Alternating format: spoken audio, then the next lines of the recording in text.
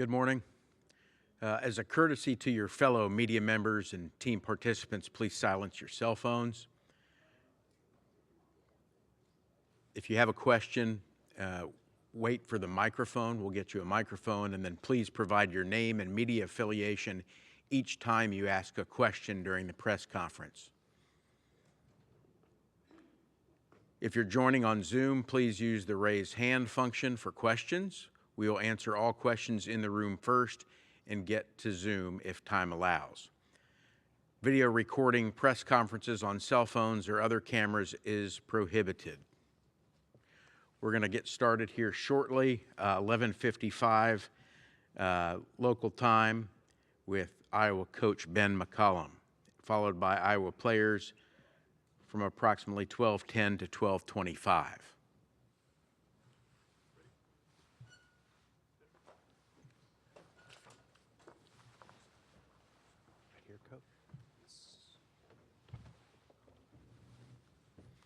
Coach, welcome to Houston. If you would make an opening statement, and then we'll open it up for questions. Yeah, obviously we're excited to be playing. I think anytime you go to a Sweet 16 or you advance in a tournament, I think you can settle in a little too much. And so hopefully what we're trying to do is understand that we're still trying to win and trying to advance and keep going further and further. I think we got a tough group, a group that's connected, and again, excited about the opportunity to play tomorrow. If you have a question, please raise your hand. Third row middle.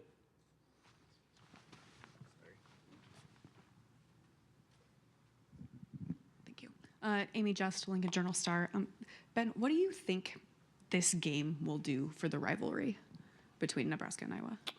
Yeah, I don't know. I probably, growing up around it, obviously there's, Iowa State and Nebraska are all kind of rivals. Usually you probably, none of us like any of each other. It's kind of how it works. So I don't know that it's going to, excite it anymore. I mean, it's one of those things that when you grow up around it, you understand it, you get it. I probably don't, when you're in it, like when you're playing, you probably don't really pay attention to it, to be perfectly honest. I hate to say that for Iowa and Nebraska fans, but it's irrelevant that they're Nebraska and we're Iowa. In my mind, maybe from an outside perspective, it's a little bit different, but for me, it could be Florida, Clemson, Nebraska. It's irrelevant. It's the next opponent, and they're a really good team. Right side, fourth row. Myron Metcalf, ESPN. Ben, what are some of the lessons you think you learned at the D2 level and the mid-major level that you've applied to the success you've had this season? Yeah, and we just had a conversation about that a second ago. I think the beauty of being at Division II is you're allowed to make a lot of mistakes and do a lot of things wrong and a lot of things right without external noise. And so initially when you become a head coach, there's a lot of things that you really have zero clue on, and there's still quite a few things that I have zero clue on. But certainly when I took over, it was like, man, I don't really know anything. But there wasn't noise associated with that from other people. It was me. It was the pressure that I put on myself or our staff or whatever it may be. And so over time, you create a level of confidence in what you do and how you do it. And then for us, we were fortunate enough to play in a lot of NCAA tournaments games, a lot of high-pressure games, and we figured out what it took to actually win those games and play in them, which we were able to take, to the University of Iowa, obviously, and be able to perform in postseason play and whatnot. But yeah, it's interesting. You see a lot of coaches take over, and it's their first year, and they like finish fourth or fifth, and it's almost like the kiss of death. Like the higher you finish, the worse you're going to be as a coach because you never hit rock bottom. Well, we were dead last my first two seasons, so you kind of hit rock bottom. You better figure it out.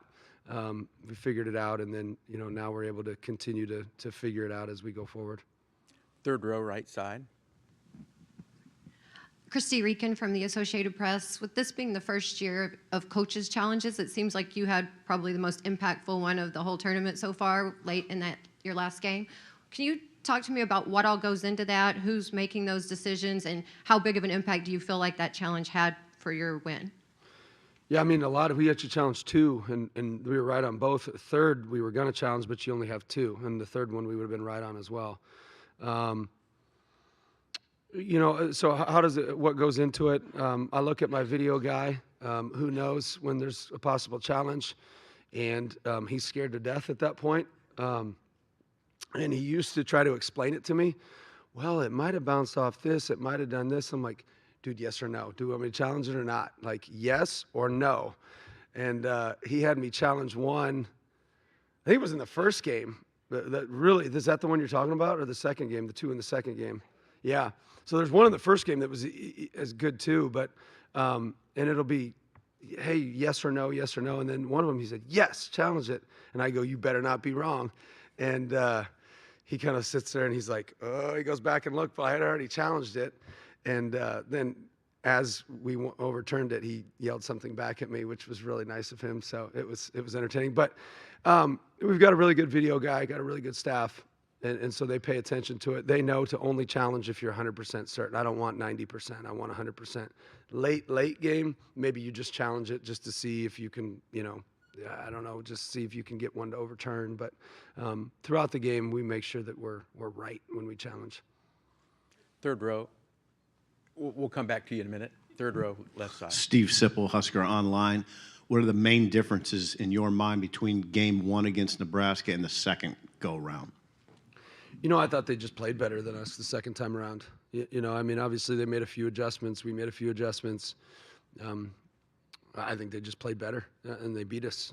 And so, hopefully we can play better this time. I mean, obviously there was some little nuances that they changed. They changed a few things spacing-wise. They changed a few things with their defensive presence, how they did things. And then we adjusted some things too. But they just outplayed us. They were just better that night.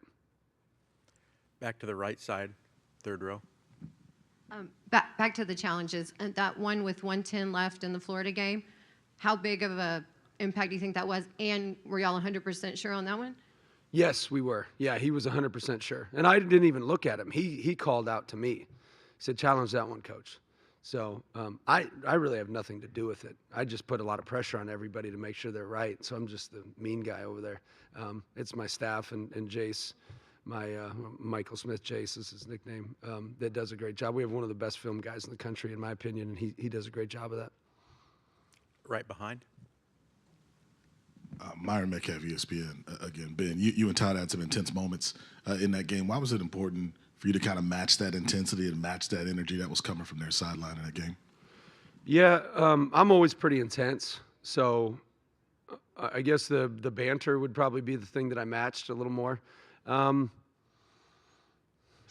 Yeah, I mean, I think when you get into those situations, into those games, there's some heat in those games. And so there's naturally some, I don't know if there's like intensity back and forth, if you will. But, I didn't understand what was going on and then just kind of started yelling at us. And so then I yelled back and that was that.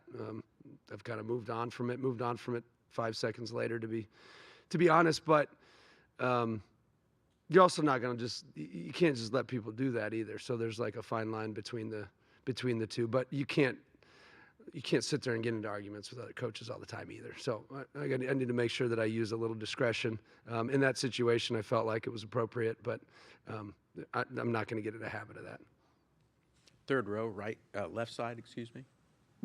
Yes, Coach. Sean Callahan, Husker Online. What are the challenges? You guys played Sunday night, and you had to kind of regroup, go back to Iowa, then travel on Tuesday to Houston.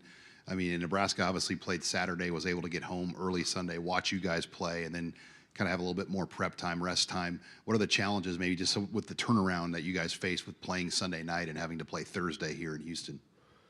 I mean, probably the challenge is my director of basketball ops setting everything up. It's this level's so bougie. It's like, I mean, we get back and then I get a text that says, "Be here at this time. The plane will be there. You will drive right up to the plane. You will get on the plane. Everything will be done for you. The food will be there. All you have to do is bring your computer and scout." And then we get to the hotel. Everything's perfectly set up. And so I guess for me, I don't think there's a lot of there's a lot more challenges than their challenges. It's just a day difference. So I probably don't read into it. Just I've been at Division II for so long. I played junior college. It's you make your bus trips and you get ready to play. And if you're not ready to play for the Sweet 16, then you probably shouldn't be here. It's kind of my thought. Fourth row middle. Blake Schroeder, Scarlet Shooter on. Hey, Ben, the Big Ten has 3 teams here just in this Houston regional. They've had a really good showing in the first couple rounds of the NCAA tournament. What within the Big Ten has prepared you guys to compete in this March Madness tournament? And is there anything that maybe you saw that separated the Big Ten's experience from when you played Clemson in Florida? Yeah, I think the Big Ten this year in particular, there's a lot of really, good skilled players in the Big Ten, and size with skill. And then the coaching, a lot of these teams don't beat themselves. It's not a free for all. And they do have guys that are in programs. You look at your Purdue's, some of those programs, some of the Michigan States, some of those programs that have guys in their program for multiple years at a time.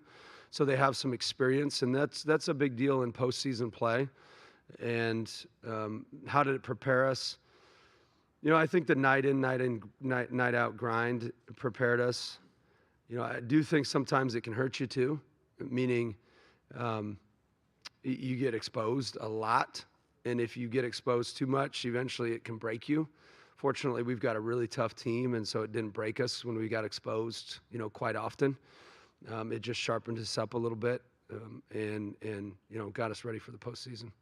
Fourth row right side. Myron Metcalf again, ESPN. Ben, you and Bennett have advanced the NCAA tournament. This is the 3rd year in a row, all different levels. What's the key to that? Why does that relationship work so well? Works great. 4th. Yeah, but no, I'm just kidding. No, it works great because he is, you see him on the floor, and then you see me on the sideline. So polar opposites in personalities, not polar opposites in values. So he's super competitive. I'm super competitive. I feel like he works with a level of humility. I feel like he's a really tough kid. I feel like he serves others, all those different things. He kind of exemplifies exactly what it means to be a Hawkeye. And I think from a postseason perspective, he also understands the value of his teammates. And you could probably look no further than the last play of the game when he made that pass. And so he gets the best out of his teammates and has for the last 4 seasons. Fifth row left side. Hey, Coach Tom Chattel, Omaha World Herald. Your culture, the stuff you believe in, the way you coach, where does that come from? Who are your influences?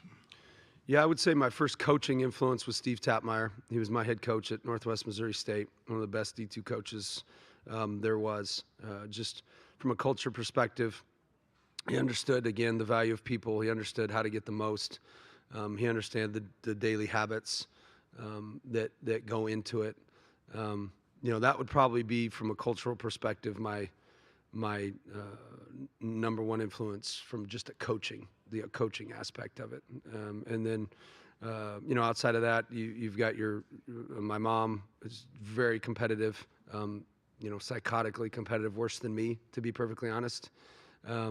So don't watch her on the sidelines. But, so you get a lot of that from a few people. And then there's been a lot of other people that have really helped along the way, though. I mean, that you're just asking for a couple, but I mean, it's a product of youth coaches and high school coaches and just friends as parents, or just a random person that you've connected with throughout your life.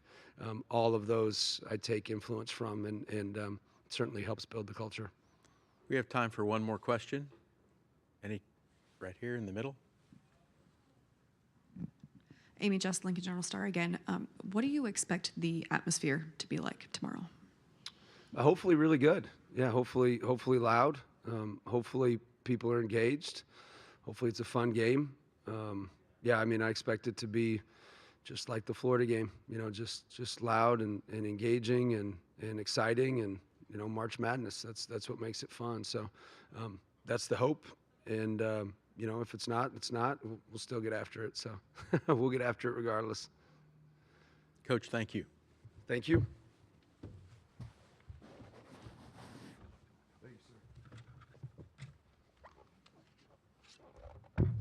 Oh, sorry. The whole thing off.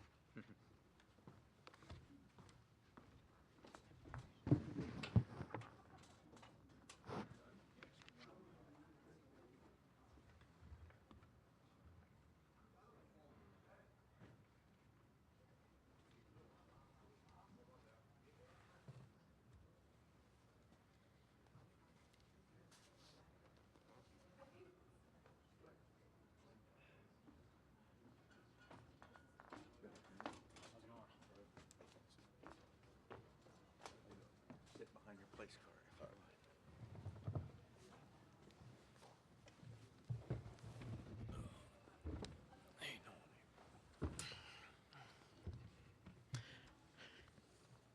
Joined now by two Iowa players, Cam Menyal and Bennett Sturtz. We'll go ahead and open it for questions. Just remind you to identify yourself by name and affiliation, and be sure to address which player you're asking the question to. If you want both, please specify who should start first. Right here on the left. This question's for both players. Sean Callahan with Husker Online. You guys are obviously new to the Nebraska-Iowa rivalry. What have you learned about the intensity of this rivalry, just playing 2 games now against Nebraska this season? Yeah, it's obviously pretty intense. Both teams care about their sports, and I think it's any sport you play, Iowa, Nebraska, it's going to be high level, intense, and people care about it a lot. So it'll be a packed out arena, and just looking forward to it. Thank you, Bennett. Cam? Yeah, along the same lines as what Bennett said, just how much both fan bases and teams care about the rivalry and just how big it is. And both games were super intense and high level, and so really just excited to play in a rivalry game in this type of environment.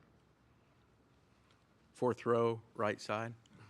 Myron Metcalf, ESPN, for Bennett and Cam. You all hit a rough patch late in the year, and then you bounce back to what we're seeing now. How did you do that? What changed for this team? We can start with Bennett. Yeah, I thought we just stuck together in the hard times. I feel like we were in every game, even if we were down a lot. We still found a way to make it close. We just couldn't get over the hump, and we knew if we stuck together and went our backs against the wall, no one thought about themselves or anything like that. No one was selfish. We just wanted to win. That's what I think we did, and we knew we could make a run. And then just in Big Ten tournament, we unfortunately didn't get it done. We were close again, and then we stuck together more than anything, just getting ready for March Madness. So that's what we did, and hopefully we can keep rolling. Cam? Yeah, we like you said, we stayed together, and we knew we were close, but close wasn't enough for us. So just trying to figure out how to get over the hump and win some of these games. And I mean, understanding that there's no better time than March to figure it out. And so just trying to gain that confidence of knowing that we can finish these games. But we were close the whole time, and so sticking together, understanding we're right there, and trying to control the controllables and going back, figuring out what it is that we're not doing and trying to correct those things. And slowly but surely we started correcting those things, and now being able to flip some of those results and get wins. Other questions? Left side, second row. Mike Sauter, Hurrdat Sports. Bennett, what makes your relationship with Coach McCollum so special? You've been with him, obviously, for a long time. Yeah, the amount of trust I have in him, and that he never lies to anyone on this team, including me. He shoots you straight, and even when it's tough and even when it's hard, he pushes you past your limit, and I think that's where the trust comes in, and he cares about you a lot and wants to make you a better person. So, yeah, he just pushes everyone on this team, and honestly, you can see the benefit from that. And even in the wins that he's all had throughout his career, he doesn't get complacent. So that's what we need to do and continue to do is, even though we beat a 1 seed, we can't get complacent. We got to keep getting better every day and get ready for the game tomorrow. Fourth row, second in. Blake Schroeder, Scarlett Schroeder on for Bennett. Nebraska, in that first game, you scored 25 points. The second game, they held you to one of your lowest totals of the season in just 11. What did they do to limit your productivity, and how do you guys plan to get that fixed going into tomorrow? Yeah, they obviously did a great job, and I wasn't on my A game that game. But it doesn't matter if I score 0 points when we win a game. That's all I care about is just winning the game. So unfortunately, I didn't play well at all, but that's a testament and credit to them. Their defense is ready to go, and I didn't really get many clean looks at the rim or from three. So that's not a big worry, because even if I don't get any looks and lots of eyes are on me, then Cam or Kale or any of the other guys on the team will get looks. So yeah, just trying to get everyone involved, and if I need to go score a bucket, hopefully I can do that tomorrow.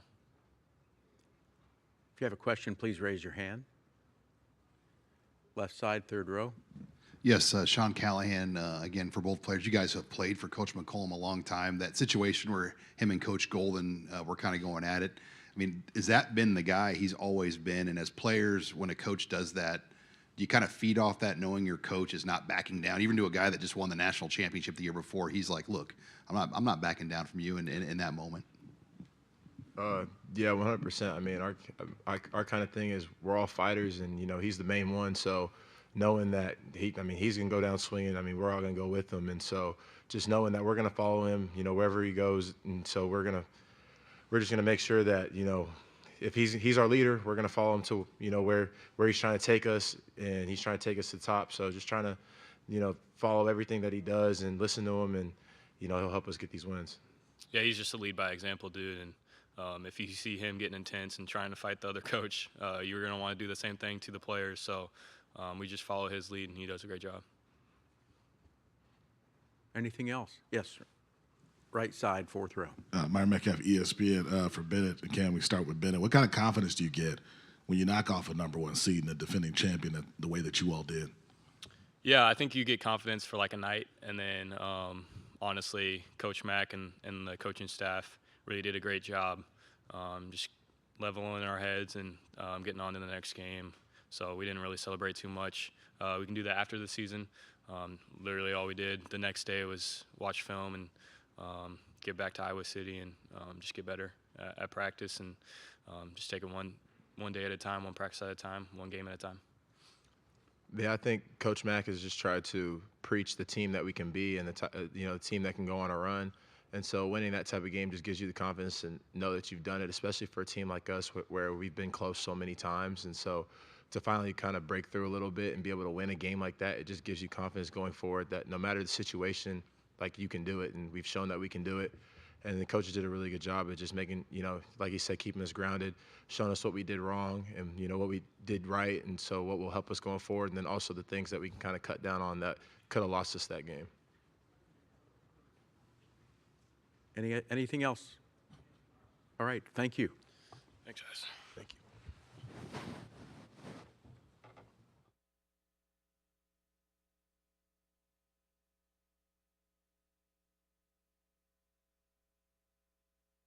Recording of the press conference in the NCAA Digital Media Hub at ncaa.veritone.com, and transcripts will be provided by ASAP and will be posted shortly. Thank you.